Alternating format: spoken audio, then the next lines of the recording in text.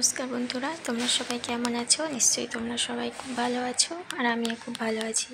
তো দেখো আজকে লাঞ্চে আমি কি বানালাম। মুগের ডাল, চিকেন কষা, আলু সেদ্ধ আর বাঁধাকপির তরকারি। তো এদিকে দেখো বাঁধাকপির তরকারিটা আমি চাপিয়ে দিয়েছিলাম। তো বাঁধাকপি আমার এদিকে প্রায় হয়ে এসছে। বাঁধাকপির তরকারি আর এদিকে মুগের ডালটাও আমি সেদ্ধ করে রেখেছিলাম ছুঁকে। তো এদিকে ডালও রেডি আর বানাবো বেসনের বড়া টকের জন্য। তো এখানে বেসন নিয়ে নিয়েছি আর এদিকে আমি একটু তেঁতুল ভিজিয়ে রেখেছি, তেঁতুল দিয়ে বানাবো। তো বেসনটা আমি একটু জল দিয়ে মেখে নেবো, তার জন্য এখানে দিয়ে দিচ্ছি পরিমাণ মতো লবণ আর পরিমাণ মতো একটু হলুদ। তো লবণ হলুদ দেওয়ার পর বেসনটা জল দিয়ে মেখে নিচ্ছি। তো দেখো এদিকে বেসনটা ভালো করে খুব পাতলা করিনি, মিডিয়াম এটা মেখে নিয়েছি জল দিয়ে। আর এদিকে আমার বাঁধাকপির তরকারি রেডি হয়ে গেছে। টমেটো দিয়েছিলাম একটা, টমেটো ধনেপাতা দিয়ে বাঁধাকপির তরকারি। আর এদিকে দেখো বেসনের বড়াগুলো আমি ছোট্ট ছোট্ট করে নিচ্ছি।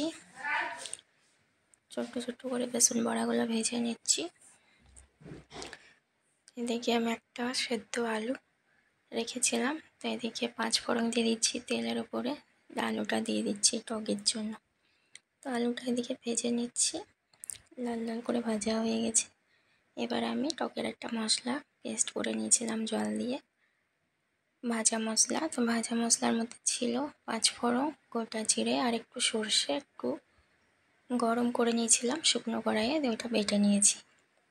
তো এদিকে দেখো পরিমাণ মতো হলুদ দেওয়ার পর আবারও আমি ভালো করে একটু মশলাটা কষিয়ে নিচ্ছি। মশলাটা দেখো টকের মশলা খুব সুন্দরভাবে কষানো হয়ে গেছে। এবার আমি আলুটার মধ্যে দিয়ে দিচ্ছি বেসন বড়াগুলো।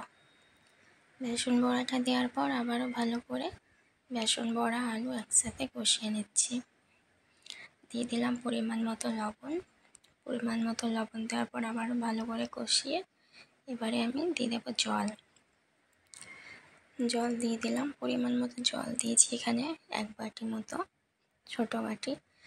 জল দেওয়ার পর ভালো করে আবার নেড়ে দিয়ে দিলাম একটু চিনি। চিনিটা অপশনাল, তোমরা দিতেও পারো নাও পারো, আমি দিয়েছি একটু চিনি, ভালো লাগবে। তো চিনি দেওয়ার পর ভালো করে একটু নেড়ে এবার আমি যে তেঁতুলটা ভিজিয়ে রেখেছিলাম ওটা তেঁতুলের জলটা দিয়ে দিলাম টকের মধ্যে। তো এদিকে দেখো আমার বেসন বড়ার টক রেডি। আর এখানে একটা শুকনো মশলা আমি বেটে রেখেছিলাম 5 ফোড়ন, কড়াই গরম করে ওটাকে শুকনো একটু বেটে রেখেছিলাম, তো ওটাও দিয়ে দিলাম। তো এদিকে আমার বেসন বড়ার টক রেডি। বন্ধুরা তোমাদের যদি আমার এই রান্নার ভিডিওটি ভালো লেগে থাকে তো লাইক করো, কমেন্ট করে জানাও যে কেমন লাগলো। আর অবশ্যই সাবস্ক্রাইব করতে ভুলো না। তো আজকের মতো টাটা বাই বাই, সবাই ভালো থেকো, সুস্থ থেকো।